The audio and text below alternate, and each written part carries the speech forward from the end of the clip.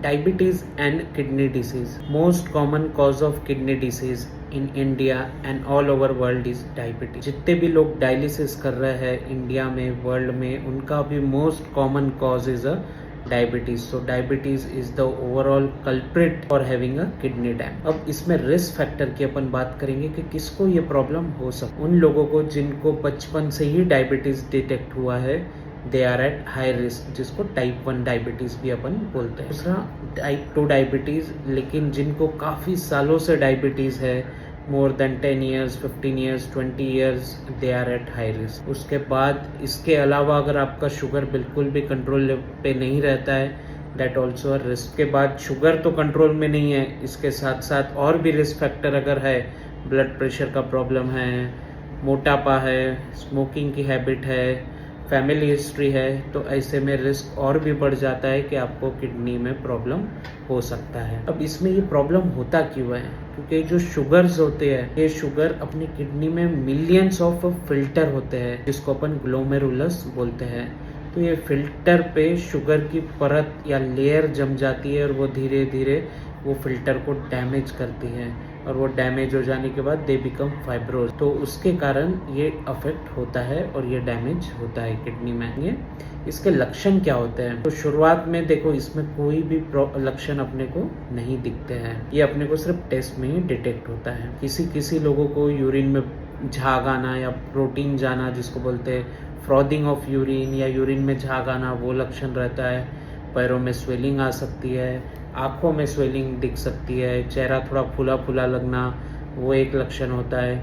उसका काफ़ी थकावट महसूस होना, शुगर बहुत ही अप डाउन होना, और बीपी बहुत ही ज़्यादा बढ़ के रहना, ये भी एक लक्षण हो सकता है. इसलिए कोई भी डायबिटीज़ पेशेंट है, अगर उसका बीपी फ्लक्चुएशन काफ़ी है, तो उसमें भी किडनी का टेस्ट चेक करना चाहिए, अगर वो डायबिटीज़ भी है तो. उसके बाद स्टेजेस. तो शुरुआत में जो स्टेज है, जिसको अपन इंसिपिएंट और हाइपर फिल्ट्रेशन स्टेज बोलते, तो इसमें किडनी कोशिश करती है कि बिल्कुल भी किडनी पे अफेक्ट ना हो करके. तो ये स्टेज में आपको क्रिएटिनिन भी नॉर्मल मिलेगा और EGFR ज़्यादा मिलेगा आपको, even more than 150 ml per minute. So इसका मतलब ये नहीं है कि किडनी बहुत अच्छी काम कर रही है. इट्स बिकॉज शुगर के कारण किडनी पे अफेक्ट, और kidney is trying to maintain it. तो ये एक हो गया. दूसरा साइलेंट स्टेज, जिसमें कोई भी लक्षण नहीं दिख सकते हैं. थर्ड होता है माइक्रोअल्बिन्यूरिया स्टेज, जिसमें यूरिन में प्रोटीन आना स्टार्ट हो जाता है. उसके बाद का जो स्टेज है, इसमें ओवर्ट नेफ्रोपैथी बोलते हैं, जिसमें यूरिन में प्रोटीन भी बहुत ज़्यादा मात्रा में दिखता है, क्रिएट भी बढ़ना चालू हो जाता है. और एक लास्ट स्टेज, जिसको एंड स्टेज रीनल डिसीज बोलते हैं, दैट इज़ अ प्रूवन, जिसमें क्रिएटिनिन काफ़ी बढ़ जाता है, यूरिन में प्रोटीन भी काफ़ी आता है, and that is a last. अब अपन ये बात करेंगे कि अपन क्या टेस्ट करके इसको अपन डिटेक्ट कर सकते हैं. तो अगर आप डायबिटिक है, तो ईयरली आपको ये टेस्ट कराते रहना चाहिए. एक तो serum creatinine, second urine albumin creatinine ratio. ये सबसे इम्पॉर्टेंट टेस्ट है जो रेगुलर कराते रहना चाहिए. अगर आपको डायबिटीज़ है लेकिन किडनी में कोई प्रॉब्लम नहीं है, तो आपको ईयर में एक बार ये टेस्ट कराना है. अगर थोड़ा डाउट है कि किडनी पे कुछ असर अर्ली दिख रहा है, तो आपको साल में 2 बार या 3 बार टेस्ट कराते रहना. अगर उसमें प्रूवन हो जाता है कि नहीं, किडनी पे भी शुगर का असर है, तो आपको every 3 months, every 2 months test कराते रहना पड़ता है. अगर एकदम लास्ट स्टेज में है कि क्रिएट भी काफ़ी बढ़ के है, तो ऐसे में आपको मंथली या वीक में 2 बार भी टेस्ट कराना पड़ सकता है. इसके बाद अपन बात करेंगे प्रिवेंशन की, कि अपन इसको कैसे प्रिवेंट कर सकते हैं. कि किसी को डायबिटीज़ है लेकिन उसको किडनी का प्रॉब्लम नहीं आना चाहिए, तो अपन कैसे उसको प्रिवेंट कर सकते हैं. सबसे इम्पोर्टेंट है शुगर लेवल को एकदम कंट्रोल में रखना. ये सबसे इम्पोर्टेंट टेस्ट है. इसके बाद regular exercise and walking, minimum 1 hour at least 5 days in a week. के बाद खाने में नमक कम खाना है. उसके बाद आपका वेट बढ़ के है, तो वेट को कम करना है.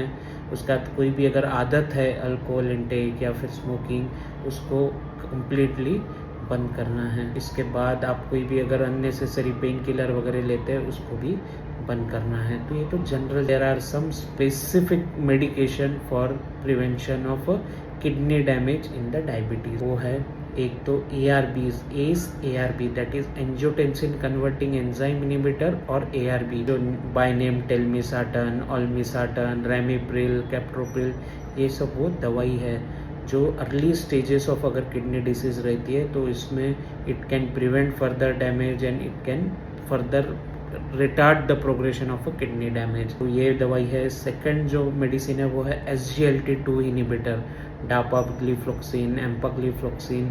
तो ये वो मेडिसिन है that is a very wonderful drug. अगर किसी को यूरिन में प्रोटीन जा रहा है तो ये टैबलेट से विथ ओवर द टाइम वो रिटार्ड हो सकता है and it can be a reversible.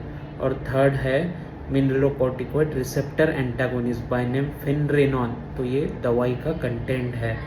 ये 3 ऐसे मेडिसिन हैं जो फर्दर किडनी डैमेज को प्रिवेंट करते हैं और अगर किडनी डैमेज है अर्ली स्टेजेस में तो उसको रिग्रेस भी कर सकते हैं। अगर बहुत ही एंड स्टेज पे अगर पहुंच गया है तो फिर फ्यूचर में डायलिसिस या किडनी ट्रांसप्लांट ही ऑप्शन रहता है। तो अगर अर्ली स्टेज में ये चीज़ अगर पकड़ में आ जाती है जहाँ क्रिएटिनिन ऑलमोस्ट नॉर्मल है या स्लाइटली बॉर्डर लाइन है, तो ये जो अपन ने मेडिसिन की बात किए थे टेलमिसाटन के बाद डापाग्लिफ्लोक्सिन, फिनरेनॉन, ये सब मेडिसिन से अपन इसको प्रिवेंट कर सकते हैं और प्रोग्रेशन को रिटार्ड भी कर सकते हैं। लेकिन अगर क्रिएटिनिन काफ़ी हाई लेवल तक पहुंच जाता है तो फिर इसको प्रिवेंट करना बहुत ही डिफ़िकल्ट होता है। इसीलिए रेगुलरली अपना शुगर लेवल चेक कराते रहिए, शुगर को एकदम अच्छे से कंट्रोल में रखिए।